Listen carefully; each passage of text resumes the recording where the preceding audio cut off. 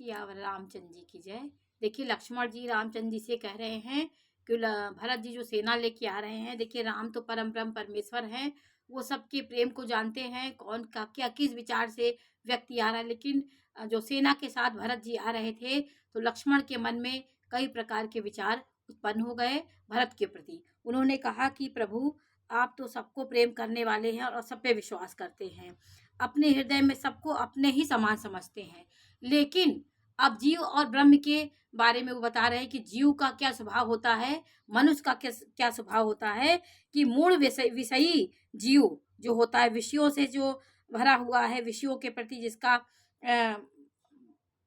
पागल है विषयों के प्रति, वो जीव प्रभुता पाकर मोहवश अपने असली स्वरूप को प्रकट कर देता है। अब भरत के लिए उनके मन में नकारात्मक विचार आ रहे हैं, क्योंकि जैसे निषाद राज भरत को पहले गलत समझा था, क्योंकि माँ अगर गलत थी तो बेटे को भी व्यक्ति गलत समझता है। ये संसार की रीति है, यदि माता पिता खराब, बेटा खराब हो जाएगा तो व्यक्ति तुरंत उसके ऊपर माता पिता कहने लगता है। तो कैकेयी की खराबी की वजह से भरत को भी लोग खराब समझ रहे थे, क्योंकि निषाद राज भी खराब समझे, लेकिन वो निष्कलंक निष्कपट थे भरत।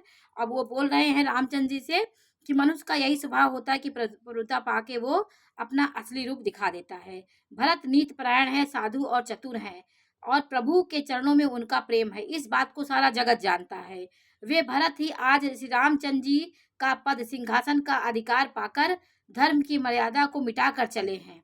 अब वो सोच रहे हैं लक्ष्मण जी कि भरत सिंहासन पाके मतवाले हो गए हैं। अब उनके मन में ये सब विचार आए, कुटिल खोटे भाई भरत कुसमय देखकर और यह समझ जानकर कि राम जी वनवास में अकेले हैं, असहाय हैं, अपने मन में बुरा विचार करके समाज छोड़कर राज को निष्कंठ करने के लिए यहाँ आए हैं। करोड़ों अनेकों प्रकार की कुटिलताएं रचकर सेना बटोर कर दोनों भाई आए हैं। अब लक्ष्मण जी रामचंद्र जी से कह रहे हैं, क्योंकि क्रोधी थे, क्षणिक में गुस्सा कर लेते थे, उतना उनके अंदर धैर्य नहीं था। रामचंद्र जी उनको समझाते थे।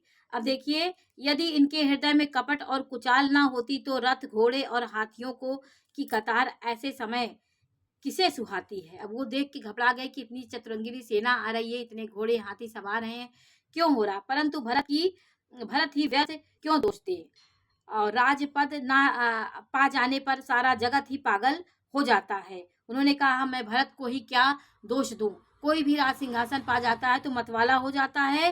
चंद्रमा गुरु पत्नी गामी हुआ और राजा नहुष ब्राह्मणों की पालकी पर चढ़ा, और राजा वेन के समान नीच कोई तो कोई नहीं होगा।